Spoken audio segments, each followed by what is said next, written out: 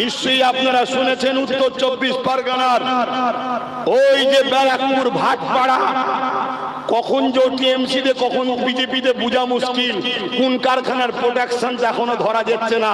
তবে বর্তমান বিজেপির প্রোডাকশন হয়ে আছে। সে বলছে ইসলামে নাকি রেপ করা কোনো পাপ নয়, এ কথা মেনে লিয়া যেতে পারে?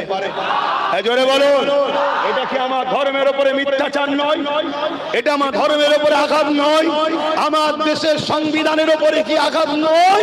কেন দেশের সংবিধান বলেছে রাষ্ট্র কখনো কোনো ধর্মের পক্ষেও দাঁড়াবে না, ধর্মের বিরুদ্ধেও দাঁড়াবে না।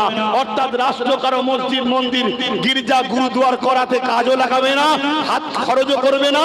আর গির্জা গুরুদুয়ার ধর্ম স্থান মসজিদ মাদ্রাসা বিরোধীও রাষ্ট্র করবে না। একেই বলা হয় সেকুলার কান্ট্রি।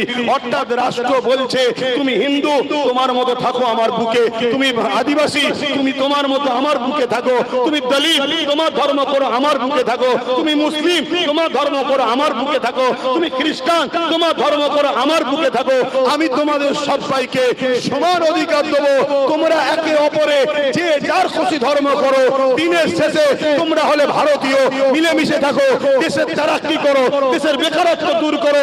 এটা হলো আমার দেশের ইন্ডিয়ান, আমার দেশের সেকুলার জাত। কিন্তু আজকে এই বিজেপি সরকার তারা না রুজি দিতে পেরেছে, না রুটি দিতে পেরেছে, না কারবার দিতে পেরেছে, না মানুষের অধিকার দিতে পেরেছে, না রেপ বন্ধ করতে পেরেছে, না দেশকে আগাতে পেরেছে, না জিডিপি সামনে শেষ করে দিয়েছে, না নোটবন্দি করে গেনার হয়েছে।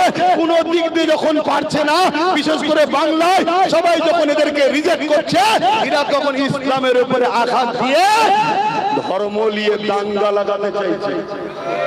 তাহলে আমাদের লড়াইটা কি হিন্দুদের বিরুদ্ধে, আদিবাসীদের, দলিতদের না, আমাদের লড়াই ওই সকল মানবরূপী পশুদের বিরুদ্ধে যারা আঘাত দেবে আমার ধর্মের উপরে। সেই ব্যক্তির সাথে আমাদের লড়াই।